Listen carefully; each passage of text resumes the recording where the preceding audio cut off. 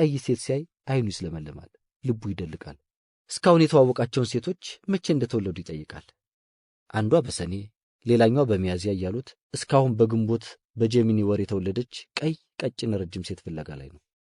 ፍለጋው ያልቅም ማለት ዲፒሼንዴ እድሜ ለባልንጀራ እንጂ ኮከቡን ቆጥሮ እንደ ኮከብ በተበተኑት የሸገር ሴቶች መሃል ሲያዞረው ያድራል። ለመሆኑ የእናንተስ ኮከብ ምንድን ነው? ካላወቃችሁት እናንተም ገብታችሁ ጠይቁ፣ ወይ መግባት የሚችል ወዳጅ ፈልጋችሁ እንዲነግራችሁ አድርጉ። የሆነ ሆኖ እዚህ ክፍል ፖለቲካ ቀመስ መጻሕፍት እንዳሉ ስለማውቅ እንዴት ነው እንዳይገቡ የተከለከሉና የሚከለከሉ መጻሕፍት ይኖሩ ይሆን ስል ያልተጠረጠረ ጥርጣሬን በጥያቄ አቀረብኩ። አመል ሸጋው ተረኛ የክፍሉ ሰራተኛ ወልደ ኪዳን እስካሁን ድረስ እንዳይገቡ የተከለከሉ መጻሕፍትን አላስታውስም። ተራሮችን ያንቀጠቀጠ ትውልድ ቅጾች፣ የፕሮፌሰር መስፍን ወልደ ማርያም መጻሕፍትና ሌሎችም ይኖራሉ ሲል የሚያውቀውን ነግሮኛል። ከመጀመሪያ ዲግሪ እስከ 3ኛ ዲግሪ ወይም ፒኤችዲ ድረስ ያሉ የጥናት ወረቀቶች መከማቻቸው እዚህ ስለሆነ በብዛት ተመራቂዎች ይመርጡታል። ዘውድ ዓለም ትባላለች። የቋንቋ ተማሪ ናት። የአማርኛ ስነ ጽሑፍ መጻሕፍት በብዛት ስላሉ ቴንሽን ቦክሱም ስለምትፈልግ በዛ ላይ ለአካል ጉዳተኞች ምቹ በመሆኑ ክፍሉን በብዛት እንደምትጠቀምበት አጫውታኛለች። ሌላው የኬሚካል ኢንጂነሪንግ 2ኛ ዲግሪ ተማሪ ሆኖ ዮሐንስም እዚህ ሲያጠና አገኘሁትና ክፍሉ እንዴት ነው አልኩት። አሪፍ ነው አለኝ። ወንበር አይጨናነቅም። ወንበሮቹ አሪፍ ስፔስ አላቸው። ፎቅ ላይ ከመውጣትና ከመውረድ ይሻላል። በዛ ላይ ቴንሽን ቦክሶቹ በብዛት ስላሉ ለተመስጦ አሪፍ ነው። ዮሐንስን አመስግኜ ወደ ፎቅ ወጣሁ። አይ መርካቶ አገር ከየጎራው ወጥቶ አንቺን ብሎ ነቅሎ መጥቶ ግሳንጉሱን ጓዙን ሞልቶ ሁልቅ መሳፍርትሽን ፈርቶ ባንቺ ባስቶ ተንከራቶ እንደ ባዘቶ ተባስቶ ተንጠራውዞ ዋቶ ሃይ መርካቶ ተብሎ የተወራለት መርካቶ ያው ነው። ያ መርካቶና ይሄ መርካቶ ሁለቱም የግርግር ቦታ፣ ሁለቱም የውክቢያና የክልቢያ ቦታ። የኬኔዲው መርካቶ መተላለፊያ ነው። ወደ ሩቅ ምስራቅ ለመሄድ መርካቶን ማቋረጥ አለባችሁ። ወደ አይነ ስውራን ክፍል ለመሄድም መርካቶን ማቋረጥ ግድ ይላል። ከመርካቶ ናችሁ ቁልቁል ከቤተ መጻሕፍት ውጭ ስላሉት ሁኔታዎች ትረዳላችሁ። ከመርካቶ ናችሁ ወደ ቤተ መጻሕፍት የሚገቡትን መታዘብ ትችላላችሁ። ከመርካቶ ናችሁ ወደ ሩቅ ምስራቅ የሚተሙትን ትገላምጣላችሁ። ምን ችግር አለው? መርካቶም አይደል? ስለ መርካቶ ሲነሳ አንድ ገጠመኝ ትዝ አለኝ። እንደወረደ ላውጋችሁ። ፍሬሹን ተማሪ ከክፍለ ሀገር ሲመጣ የቀዩ ልጅ አዲስ አበባ ዩኒቨርሲቲ ያውም ዋና ግቢ 6 ኪሎ እንደሚማር ይነግሩትና እንዲገናኙ እንዲረዳዱ ስልክ ቁጥር አስይዘው ሸኝተውታል። ፍሬሹ ግቢ በገባ በሳምንቱ ብቸኝነት ሲሰማው፣ ቀየው ሲናፍቀው፣ እናቱ ውል ሲሉት፣ ጓደኞቹ ሲታወሱትና ፍሬው ጦጣው እያሉ ሲኒየሮቹ ሲያስመርሩት የተቀበለውን ስልክ አንስቶ ደወለ። ሄሎ ቡሽራ፣ የት ነህ? ከምድብር ነው የመጣሁት። እንድንገናኝ ፈልጌ ነው። መርካቶ ነኝ። መርካቶ ከመጣ ታገኘኛለህ። ቡሽራ ድምፁን ቀስ አድርጎ መለሰ። ፍሬው ስልኩን ዘጋ። በአምስተኛ በር ወጥቶ ጊዮርጊስ ጎጃም በረንዳ መርካቶ በሚለው ሚኒባስ ታክሲ ተሳፍሮ ወደ መርካቶ ጭልጥ። ፍሬው መሃል መርካቶ ጣና ገበያ ዱባይ ተራና ምናለሽ ተራ ሲያካልል ቡሽራ ዚኞ የኬኔዲ መርካቶ ስንቱን መጻፍ እየቸከለ ነበር መሰላችሁ። መርካቶ እንዲህ ነው። ጥናት ብቻ አይደለም፣ ፉገራውም ጠበሳውም ከሌሎች የተለየ እዚህ ይደራል። እንደ ሌሎቹ ክፍሎች ጸጥታ የሚባልበት ክፍል አይደለም። መርካቶ የሀብታሞች ሰፈር ስለሆነ በብዛት የምታዩቸውም ተማሪዎች የጭን ኮምፒውተሮቻቸውን ይዘው ነው። ዴል ብትሉ ቶሽባ፣ ሳምሰንግ ነሽ፣ አፕል የሌለ የኮምፒውተር አይነት የለም። የተማሪዎቹ አለባበስና ወዘና ከየትኛው መደብ እንደሆኑ በደንብ ትለያላችሁ። እርግጥ እንደኔ ያለ መናጢ ድሃም ለባራይት አይጠፋም። ወደ ጥግ በኩል አይኔን ስልክ 2 ሴት ተማሪዎች በአንድ ቴንሽን ቦክስ ውስጥ ለ2 ተቀምጠዋል። በጆሮአቸው ኤርፎን ሰክተው በእጃቸው እስክሪብቶ ይዘው ሲያወሩ አየኋቸው። ተጠጋኋቸው። መካከለኛ ሳጥን የሚያክል መጽሐፍ ከፊታቸው ላይ ዘርግተዋል። ያንብቡት አያንብቡት እግዚአብሔር ይወቅ። እኔ ግን ሳያቸው ኃይለኛ ቀደዳ ላይ ነበሩ። ህሊናና ትዝብት ሁለቱም የሶሺዮሎጂ ተማሪዎች ናቸው። ከሰላምታ ይቀጥሎ የጥናት ቦታ ምርጫችሁ እንዴት መርካቶ ሆነ አልኳቸው። ወሬ ስለሚፈቀድ አለችኝ ህሊና ኮስተር ብላ። ግር እንዳለኛ አየችና ማለቴ ጮህ ብሎ ማውራት ስለሚቻል አሃ በህግ ያልተከለከለ እንደተፈቀደ ይቆጠራል ማለቱ አይሆን? እርግጥ ነው የመርካቶን ወሬ የሚያስቆመው ህግ እስከዛሬ የለም።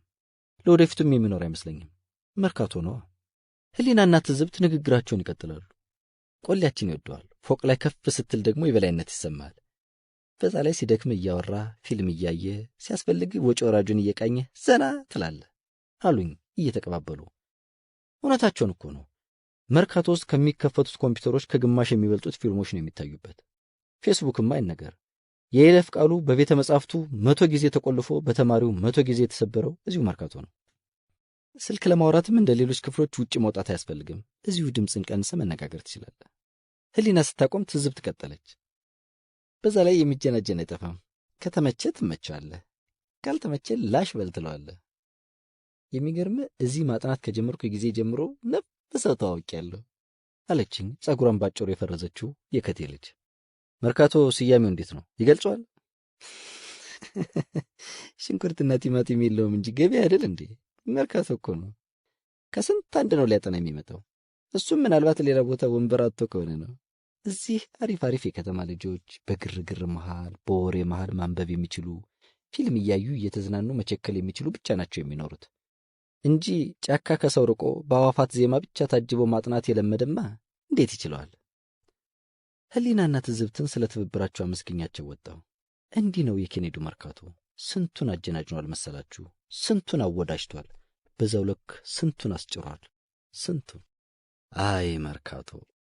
ላንዱ ፍትሃት፣ ላንዱ ምትሃት፣ ላንዱ ሲሳይ፣ ላንዱ ፍርሃት፣ ላንዱ ተስፋ፣ ላንዱ ስጋት፣ የግርግር የሆይታ ቋት። አይ መርካቶ! ፋሪስት ስምን መላክ ያውጣሉ አሉ። መርካቶ ብሎ የዳቦ ስም ያወጣ የስም ባለሙያ ለዚህኛውም ተስማሚውን ስም ሸልሞታል። ሩቅ ምስራቅ ብሎ። ሩቅ ነው፣ በጣም ሩቅ። በበሩ ገብታችሁ 2 ዙር የተጠማዘዘውን ደረጃ ወጥታችሁ በመርካቶ ግርግር አቋርጣችሁ ወደ ቀኝ ታጥፋችሁ የአይነ ስውራንን ክፍሎች አቋርጣችሁ ነው ሩቅ ምስራቅ የምትደርሱት። በዛ ላይ በጧቱ ከገባችሁ የፀሐይ ብርሃን ጸዳሏን ከምድር ቀድማ ለዚህ ክፍል ታርከፈክፈዋለች። እናማ ተማሪ ሆዬ ሩቅ ምስራቅ አይደላችኋ?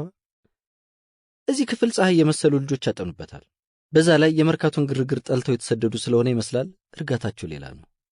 አንድ ወዳጄ ሁሌ ፋሪስት ነው የሚያጠናው።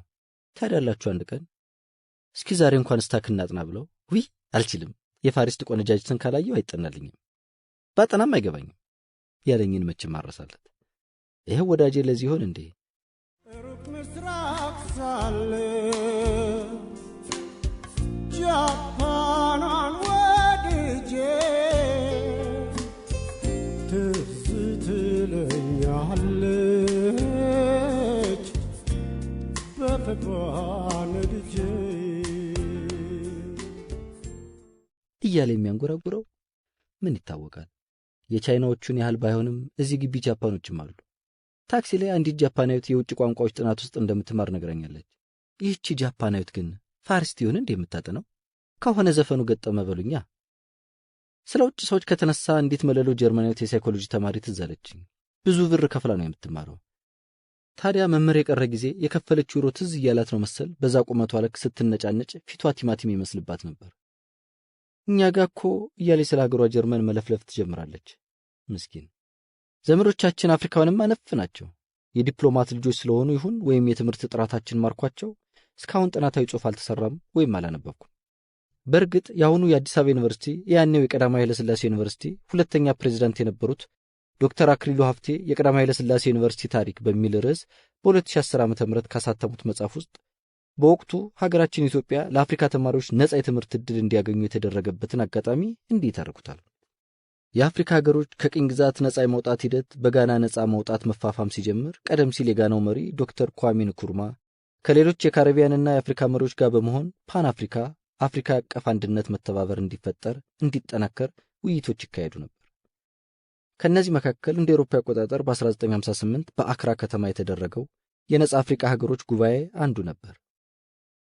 በዚህ ጉባኤ ግርማዊ ንጉሠ ነገሥትን በመወከል የኢትዮጵያ መልእክተኞች መሪ በመሆን የተላኩት ልዑል ሳህለ ሥላሴ ኃይለ ሥላሴ ነበሩ። ልዑል ኢትዮጵያ ባላት አቅም በዓመት 50 ስኮላርሺፕ ለ4 ዓመት 200 ስኮላርሺፕ ለመላው አፍሪካ ልጆች ባሉን የከፍተኛ ትምህርት ቤቶች ገብተው እንዲማሩ መወሰናቸውን እንዳስታውቅ አዘውኛል በማለት እንዳበሰሩ ጉባኤው በታላቅ ደስታና ጭብጨባ ተቀበለው። መልእክተኞቹም ወደ ሀገራቸው ተመልሰው ደስታውን ለሀገራቸው ተማሪዎች እንዳስታወቁ ከተለያዩ የአፍሪካ ሀገሮች ማመልከቻዎች መጉረፍ ጀመሩ። በዚሁ ዓመት በጥቅምት ወር 1958 19 ተማሪዎች ቀጥሎም በ1961 29 ተማሪዎች ከ7 የአፍሪካ ሀገሮች ማለትም ከዛንዚባር፣ ከኡጋንዳ፣ ከጋና፣ ከናይጄሪያ፣ ከታንጋኒካ፣ ከኬንያና ሱዳን በዩኒቨርሲቲ ኮሌጅና በእርሻ ኮሌጅ፣ በመሐንዲስ ኮሌጅና በግርማዊት እቴጌ መነን ትምህርት ቤት ተመዝግበው ትምህርታቸውን መከታተል ጀመሩ። ቀስ በቀስም የአፍሪካ ተማሪዎች የመጡባቸው ሀገሮች ቁጥር እያደገ ሄዶ ዩኒቨርሲቲው ከመከፈቱ በፊት ከ100 በላይ ስኮላርሺፕ እንደተሰጠና አብዛኞቹ ተማሪዎችም ከምስራቅ አፍሪካ ሀገሮችና ከናይጄሪያ እንደነበር የመጡት ይገልጻሉ። ፕሮግራሙን ለተከታተለ እንደታሰበው የኢትዮጵያና የተቀሩት የአፍሪካ ሀገሮች ተማሪዎች የመተዋወቅ ዕድል እንደገጠማቸውና በኋላም ትምህርታቸውን ጨርሰው ከተመለሱት መካከል በሀገር ደረጃ በመሪነት አምባሳደርና የውጭ ጉዳይ ሚኒስትር፣ የእርሻ ምርምር ድርጅት አስተዳደርና በግልም የእርሻ ኩባንያ የመሳሰሉትን በማቋቋም ከፍተኛ ደረጃ የደረሱና በአፍሪካም ደረጃ የአፍሪካ አንድነት ድርጅት ነፃ አውጪ ኮሚቴ ሊቀመንበር በመሆን የልዩ ልዩ ተቋሞች መሪዎች በመሆን ከፍ ያለ አገልግሎት የሰጡ እንዳሉ በየሀገሩ ሄድኩበት ጊዜ ለመመልከት ችያለሁ በማለት በዚሁ መጽሐፋቸው ምስክርነታቸውን ሰጥተዋል። ታዲያ ያላችሁ ከእነዚሁ አፍሪካውያን ተማሪዎች የአንዷን ገጠመኝ ጣል ባደርግላችሁስ? ልጅቷ ጠይሙና የሰማይ ስባሪ ነው የምታክለው። ከዛች መለሎ ጀርመናዊት ጋር አንድ ክፍል ናቸው። ታዲያ አንድ ሙደ ገዳዳ የሚባል አይነት መምህር ሁሌ ክፍል በገባ ቁጥር፣ ጥያቄ በጠየቀ ቁጥር፣ አሳይመንት ቼክ ባደረገ ቁጥር ወደ እነዚህ እንግዶች ያማትራል። ናው ፍሮም ዩሮፕ ይላል ሁሌ ጀርመናዊቷን ለመጠየቅ። ናው ፍሮም አፍሪካ ይላል ካሜራዊቷን ለመጨቅጨቅ። ጭቅጭቁ የበዛባት ካሜሮናዊት አንድ ቀን ምን ብትለው ጥሩ ነው? ዋይ ኦልዌይስ ሚ ባላቶሊ አትሏትም? ፓሪስ በተለይ ጧት ተመራጭ ቦታ ነው። የፈተና ሰሞን ቀድሞው ወንበሮቹ ከሚያዙባቸው ክፍሎች ግንባር ቀደሙ ነው። እዚህ ክፍል እያላችሁ ስልክ ባይደወልላችሁ ነው የሚሻለው። ውስጥ ማናገር ክልክል ነው። በዛ ላይ እንደተወረረ ከተማ ጸጥታው በገዘፈበት ክፍል ሄሎ ብትሉ ሰው ሁሉ ስለሚያፈጥባችሁ በሀፍረት የምትገቡበትን ጣጣላችሁ። ሲጮህ ተነስቼ ልውጣና ላናገር ካላችሁ ገና ፎቁን ሳትወርዱ ከጥሪ ወደ ያመለጠ ጥሪ ሚስድ ኮል ተቀይሮ ታገኙታላችሁ። ሩቅ ምስራቅ ነው። ሮዳና ኛኮስ ሁለቱም ተመራቂ የአንትሮፖሎጂ ተማሪዎች ናቸው። ያለፉትን 3 ዓመታት ከፋሪስት ጠፍተው ያውቁም። ከፋሪስት ውጭ ሌላ ቦታ ብናጠና የሚገባን አይመስልንም ይላሉ። ሌሎቹ ስማቸውን ያልነገሩኝ የሳይኮሎጂና የፊሎሶፊ ፍሬሽ ተማሪዎች ሲኒየር ተማሪዎች ይህንን ክፍል ስላመለከቱን ነው እዚህ የምናጠናው ብለውኛል። ይገርማል። አያችሁ ፋሪስት ምን ያህል ምቹ እንደሆነ። ተመራቂዎች እንኳን ለሚወዷቸው የመጀመሪያ ዓመት ተማሪዎች የሚያወርሱት ድንቅ ቦታ። ሌሎቹም ሴናና ማክዳ የተባሉ የማኔጅመንትና ምህንድስና ተማሪዎች ወደ ዳር በኩል ተቀምጠዋል።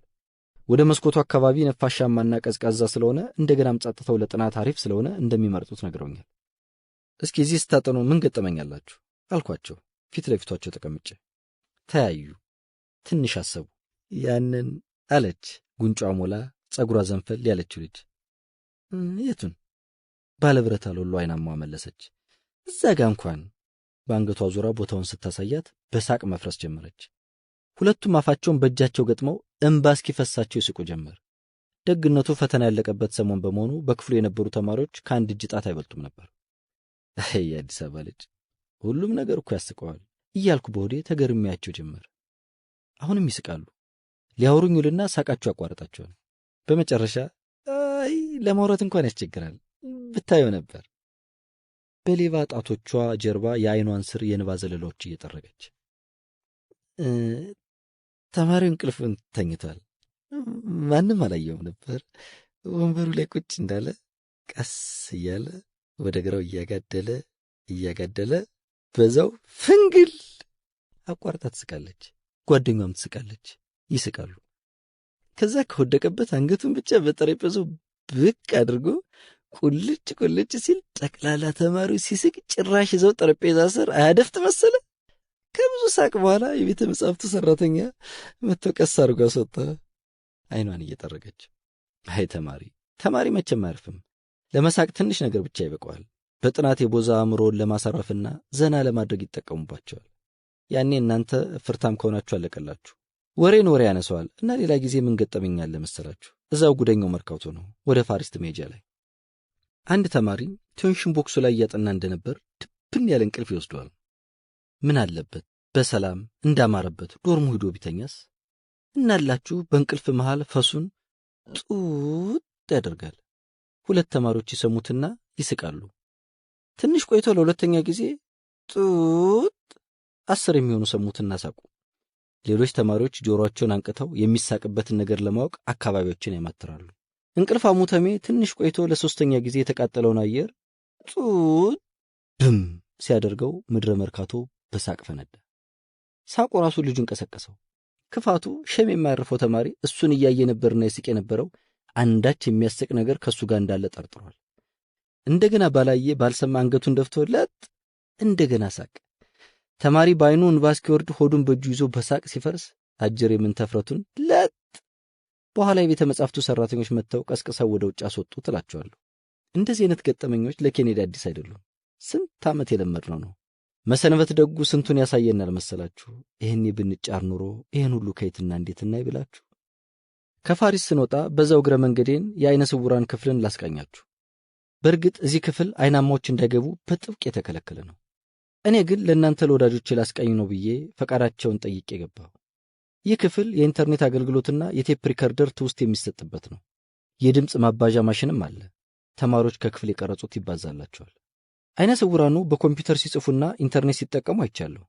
ግር እንዳይላችሁ ጃውዛ በሚባል ፕሮግራም በድምፅ እየተመሩ ኢንተርኔት ይጠቀማሉ። እገዛ ካስፈለጋቸው እዛው የተመደበ ሰው ያግዛል። እነሱ እጅ አይሰጡም እንጂ። በአጠቃላይ አይነ ስውራኑ 4 ማዳመጫ፣ 2 መቅረጫና 2 የማንበቢያ ክፍሎች እንዳላቸው የክፍሉ አስተባባሪ አቶ ይልማ አስረድተውኛል። አያችሁ፣ ለዚህ ነው ኬኔዲ ተአምረ ብዙ ነው ያልኳችሁ። ሁሉንም አይነት ሰው ያስተናግዳል።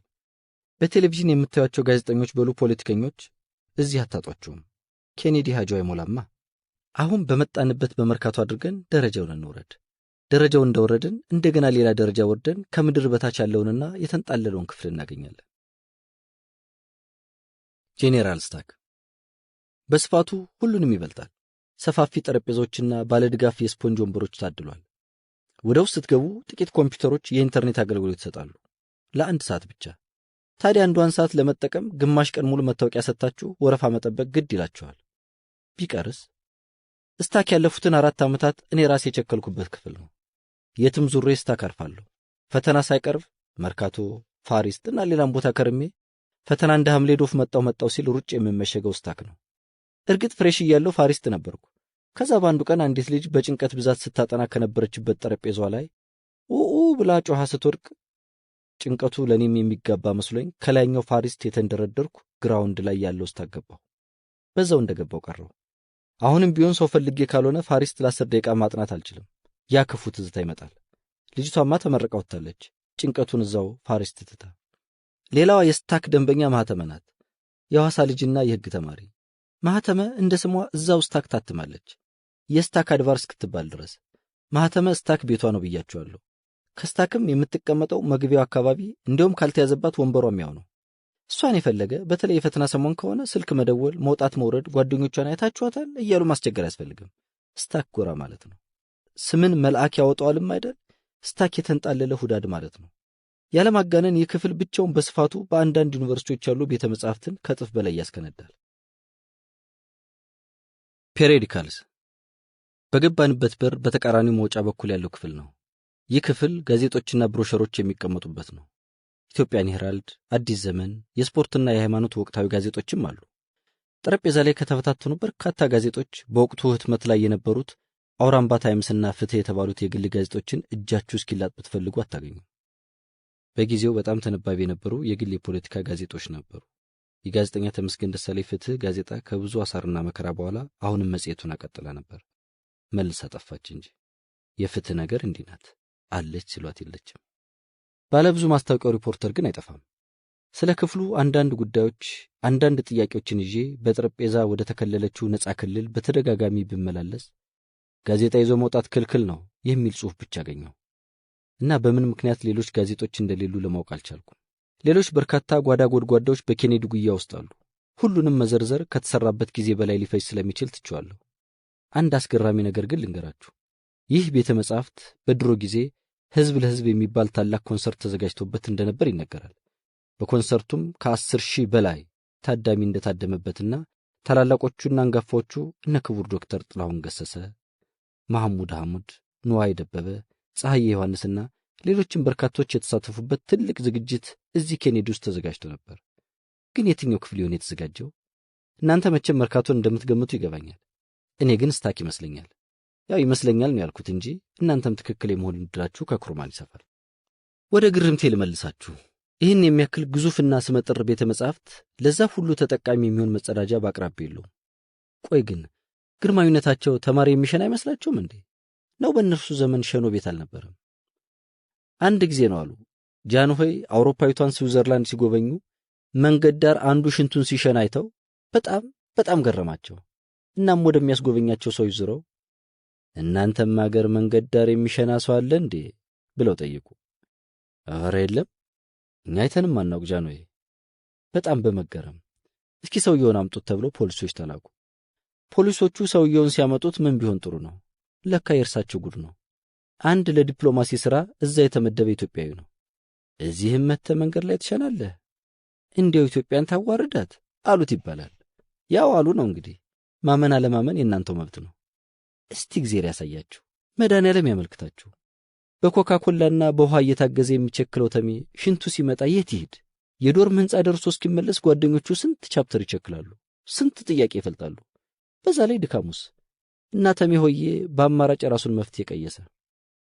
ከበሩ እንደወጣችሁ በስተግራ በኩል ታጥፋችሁ ባለው ቦታ ላይ ልደት አዳራሽን ወይም ክሪስማስ ሆልን እያያችሁ የሽንት ሱናማችሁን መልቀቅ ነው። ደግነቱ መሬት ቻይ ናት እንጂማ እንደሚሸናባት የሽንት መጠን ባታሰርገው ኑሮ የሽንት ሱናሚ አዲስ አበባ ዩኒቨርሲቲን እንደ ዳይኖሰር ከመኖር ወደ አለመኖር አይቀይሮም ነበር ትላላችሁ። አይ ኬኔዲ። 5 ኳስ ሜዳ። በዩኒቨርሲቲ ሕይወት ውስጥ ሌላኛው የተጓዳኝ ትምህርት ገጽታ እግር ኳስ ነው። እንዲያውም በመንግሥት ከፍተኛ ትምህርት ተቋማት የስፖርት ፌስቲቫል በመባል ጭምር ሚሊዮን ብሮች ወጪ እየተደረገበት ይካሄድ ጀምሯል። ዩኒቨርሲቲ ውስጥ በየዓመቱ አልፎ አልፎ የጸጥታ ስጋት ካልኖረ በቀር ኢንተርባች፣ ኢንተርፋክልቲ ወዘተ የዳቦ ስም እየወጣለት ኳስ ሜዳ ወርዶ መጋጠም ነው፣ መጠዛጠዝ ነው። ከጨዋታዎች በፊት ካፌ በር ላይ ማስታወቂያዎች ይለጠፋሉ። ዛሬ አንበሳው ሶሺዮሎጂ ከነብሩ አንትሮፖሎጂ፣ ድብ አንበሳው ፖለቲካል ሳይንስ ካቦ ሸማኔው ፊሎዞፊ፣ ተወዳጁ የኤፍቢ ኮምፒቲሽን ተጀመረ። ነጋሪቱ ይጎሰማል፣ ከበሮ ይደለቃል፣ ክተት ይታወጃል። ማለቱ ይቀላል ከሚጻፈው ጽሑፍ ከሚለጠፈው የፉከራ የቀረርቶና የሽለላ ማስታወቂያ አንጻር። አንዳንዶቹ በደረቁ ሲፎክሩ፣ አንዳንዶቹም በቀልድ ሲያሽሞነሙኑት፣ ሌላው ተረቡን ሲተርብ እንዲህ እያለ አንዳንዴ ሞቅ ደመቅ እያለ ሌላ ጊዜ ፈዞና ቀዝቅዞ ጨዋታዎች ይደረጋሉ። ይህ ጽሑፍ በአንድ ወቅት በ2004 ዓ.ም የአራተኛ ዓመት ተማሪ እያለን የነበረውን የኳስ ጨዋታ ድባብ ለማስታወስ የተጻፈ ነው። የሕግ ትምህርት ቤት የ5 ዓመታት ቆይታ ስላለው ብዙ ባች በመያዝ የግቢው ቀዳሚ ወይም አንጋፋ ነው። ሌሎች አብዛኞቹ ዲፓርትመንቶች ወደ 3 ዓመት ወርደዋል። ስለሆነም ሕግ ትምህርት ቤት ወይም ሎ ስኩል ለራሱ በባች ውድድር አድርጎ ነው ከሌሎች ዲፓርትመንቶች ጋር የሚጫወተው። የኛ ባች በቅጽል ስሙ ቻይና ባች ይባላል ወይም ይሉታል። ብዛታችን ታይቶ የማይታወቅ ብቻ ሳይሆን አይጣል ያሰኝ ስለነበር አካባጅ፣ ጌጃ ብዙ የክፍል አገር ልጆች ስለነበር ቸካይ ከትምህርት ውጭ ሌላ ሕይወት የሌለን ስለሚመስል ከሳሾች በሆነውም ባልሆነውም መምህራኖቻችንን ማስተዳደሩንም ስለምንከስ ኤክሴፕሽናል ባች፣ የሴት ድርቅ ከ180 ተማሪ 10 ምናምን የማይዘልቁና ሶስተኛው ጾታ የሚባሉ ሴቶች ስለነበሩ ወዘተ። የኛ ኢሚዲየት ጁኒየር ተማሪዎች ደግሞ ከኛ እጅግ በጣም የተለዩ ነበሩ። ከአንድ ፕሪፓራቶሪ ስኩል ብቻ ከግማሽ በላይ የተሰባሰቡበት፣ ከኛ በተቃራኒ የወንድ ድርቅ ያለበት፣ ሴቶች ብቻ ለሁሉም ነገር ጎልተው የሚወጡበት፣ ሰቃዮች እነርሱ፣ ላውንጅ እነርሱ፣ አስጨፋሪ እነርሱ፣ አሰልጣኝ ቀዋጭ እነርሱ፣ በቃ ሁሉም ነገር እነሱ ናቸው ሴቶቹ። ሴቶች ባላቸው የጠበቀ ወዳጅነት ከጥናትና ክላስ ውጭ ባላቸው ቅርርብ ውስጣችን እየቀና ላፋችን ግን በተለየኛ ባች ትምህርት ያልሰረጻቸው ጥናት ጠል ደነዝባች እንላቸዋለን። እነሱ ከላይ ባሉት ቅጽሎች ሲቀጥሉን፣ ከኛ በላይ 5ኛ ዓመት ተመራቂዎች የነበሩ ደግሞ በግቢው ውስጥ ድምጻቸው የማይሰማ ብዙ ተጽዕኖ የሌላቸው የማይሞቁ የማይበርዱ አይነት ነበሩ። 2ኛ ዓመት ተማሪዎች አያያዛቸው እንደኛ ነው። እነሱም ብዙ ናቸው። የክፍለ ሀገር ልጆች ይበዙባቸዋል። ቸካይም ናቸው። በሴቶች ቁጥርም ልክ እንደኛ ድርቅ ያልመታቸው እንደ ተከታይ ባቾችም ያልተትረፈረፉ ናቸው። የዚህ ባች ልዩ ባህሪ በውስጥ ያለ ክፍፍላቸው ነው። ሌሎቹ በብሔር ሲደራጁ፣ በብሔር ጓደኛ ሲይዙ፣ በብሔር አሳይመንት ሲሰሩ፣ እነሱ በፌዴራልና በስቴት ነው የተከፋፈሉት። አንቺ ከየት ነሽ? ፌዴራል ነሽ ስቴት ነሽ ከተባልሽ ባጭሩ የአዲስ አበባ ልጅ ነሽ ወይስ የክልል ማለታቸው ነው። እንዲያ ነው። ጨለማ ከብርሃን ጋር ምን ህብረት አለው እንዲሉ ፌዴራል ከስቴት ጋር ምን ግንኙነት አለው ያሉ ይመስላሉ። እንደገባችሁ ፊት ለፊት የምታዩት ክፍል ነው። የበሩ ጉበል ላይ የኔታ ጋቢ ተጀቡ ነው። በርኩማቸው ላይ ተቀምጠው እራፊ ጨርቅ ጣል ባደረጉ ተማሪዎቻቸው ተከበው ጋሜ የተላጨ ጉብል ቆሞ ፊደል ሲያስቆጥር የሚያመለክት ቆንጆ ስዕል አለ። ጥንታዊውና ለኢትዮጵያ የቀለም እድገት መሰረት የሆኑትን እነ የኔታን እያመሰገናችሁ ወደ ውስጥ መዝለቅ ነው። ክፍሉ ቴንሽን ቦክስ በቴንሽን ቦክስ ነው። እዚህ ሳጥን ውስጥ ስትገቡ ከሰው ጋር ላለመታየትና ላለመነጋገር ቆርጣችሁ መሆን አለበት። በእርግጥ ቴንሽናችሁ ሲመጣ ጥሩ መደበቂያም ነው። መጽሐፍ ወደሚያውሱት ጠረጴዛ ስትጠጉ የክቡር ዶክተር አዲስ አለማየሁ በቆዳ ወይም በብራና ላይ የተሳለ ስዕል ከነፈገግታቸው ተንጠልጥሏል። ገና ጎልመሳ እያሉ ፈገግታቸውን ሳየው ጉዱ ካሳ ደግሞ በምናስቋቸው ይሆን እያልኩ በተመስጦ ስመራመር ምን ልታዘዝ አለኝ ፈጣኑ የቤተ መጻሕፍት ሰራተኛ። እባክህን ስለዚህ ክፍል ትንሽ በላይ አልኩት። እሱም ምን እዚሁ አይደለ ታውቋለህ እኮ አለኝ። ከተነጋገርን በኋላ ተግባባን። ከተግባባን በኋላ ወደ ውስጥ አስገባኝ። ካስገባኝ በኋላ ወንበር ስቦ አስቀመጠኝ። እናም እንዲያጫወተኝ ይህ ክፍል የኢትዮጵያ ክምችት ክፍል ይባላል። ስለ ኢትዮጵያ የተጻፉ በኢትዮጵያን ወይም በውጭ ሀገር ጸሐፍትም ቢሆን እዚህ ነው የሚቀመጡት። የኢትዮጵያ ጥናትና ምርምር ተቋም ወይም አይኤስ ሁለተኛው ክፍል መሆኑ ነው። የመመረቂያ ጽሑፎች፣ የሃይማኖት መጻሕፍት፣ ልብ ወለዶች ሁሉ እዚህ ይገኛሉ። እንዴት ነው የምትሰበስቧቸው? ወይ በዶኔሽን አለዛ ራሳችን ገዝተን እናስገባለን። ያ ማለት ተማሪዎች በተደጋጋሚ የሚጠይቋቸው መጻሕፍት፣ አስተማሪዎች ሪከመንድ ያደረጓቸውና እንደ መማሪያ የሚጠቀሙባቸው ቅድሚያ እየተሰጣቸው ይሰበስባሉ። እንደተባለው እዚህ ክፍል ሃይማኖታዊና የፖለቲካ መጻሕፍት በብዛት ይገኛሉ። አረ የኮከብ ቆጠራን የሚተነትን የመዳፍ አነባበብን የሚያስረዳ ህልምን የሚፈታ መጽሐፍ ሁሉ አለ። እስኪ እንግዲህ ህልም ካስቸገራችሁ ወይ ያስቸገረው ጓደኛ ካላችሁ በዩኒቨርሲቲው የሚማረን ወዳጃችሁን ደውሉና ህልማችሁን ንገሩት። በደቂቃዎች ውስጥ የኢትዮጵያ ቅይጥ ውስጥ ገብቶ አብራርቶ አስፋፍቶ አራቆና አምጥቆ ይነግራችኋል። ምን ቸገራችሁ? ስኒ ከምትዘቀዝቁ እሚታችሁን ከምታስቸግሩ እንዲህ በሞር ቢነገራችሁ አይሻልም? መዳፌን አንብቦ እንትን ላይ ምዛምነ እድሜ ግን ረጅም ነው፣ ይኸው መስመሩ እስከዚህ ወርዷል አለኝ ጓደኛዬ። ለሌላኛው ባልንጀራዬም ስሙን ጽፎ ፊደላቱን ቆጥሮ ሆሄያቱን ደምሮ በሆሄያት አባስቶና ከሆሄያት ላይ ቀንሶ ፖለቲከኛ ብቶን ያዋጣል። አስተማሪነትም እንደዛው። ቀይ ብርቱካን የመሰለች ልጅ ገድህ ናት። በግንቦት የተወለደችውን ቀጠን ረዘም ያለችውን ነው ማግባት። እሷ ናት አጋርህ ያጥንት ክፋይ ብሎት ከዚያ ቀን ጀምሮ ውሎ 5 ኪሎ ካሉ ካፍቴሮቹናል። ጋዜጣና ልብ እንዳይመስላችሁ ገዱን ሊፈልግ ቀይ ሴት ባየ ጊዜ ልቡ ወከክ ይላል። ካፍቴሪያ፣ መንገድ ላይ፣ ቤተ መጻሕፍት፣ ክፍል ውስጥ፣ ታክሲ ውስጥ፣ ቢሾፍቱ ባስ፣ በሁሉም ስፍራ በየትም ቦታ